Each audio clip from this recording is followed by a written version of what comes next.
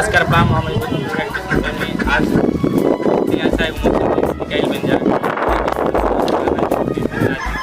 गाँव में एक शॉर्ट मूवी के निर्माण के लिए मैंने जिन्होंने बहुत ही मतलब मस्त कहानी पे काम के लिए मैंने कुछ लेकर आ गया। आप सबको भोजपुरिया श्रोता समाज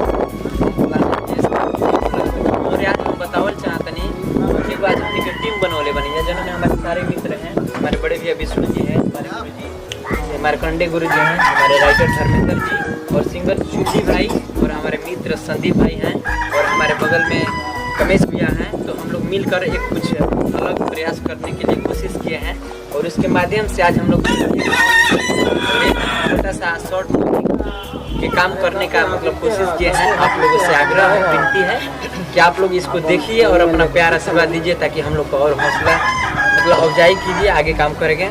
तब तक मैं चाहूँगा कि हमारे गुरु जी कुछ दो शब्द कहें।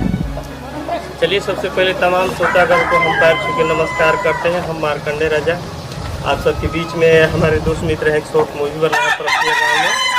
हम चाहेंगे आप तमाम श्रोता से, दोस्तों से, मित्रों से कि आप जो चीज़ हम लोग नया करने जा रहे हैं, कुछ अच्छा चीज़ करके दिखाने जा रहे हैं ताकि आप लोग का मनोरंजन अच्छा हो और आप लोग का प्यार दुलार इसी तरह से हम लोगों के ऊपर कि आप लोग हम लोग को ऐसा ही अपना आशीर्वाद प्यार दीजिए और हम लोग को बड़ा कुछ पसंद है। चलिए फिर मिलते हैं आप सबको वीडियो में, तब तक के लिए हर हर महादेव, जय माता दी, जय हो भोजपुरिया जवान।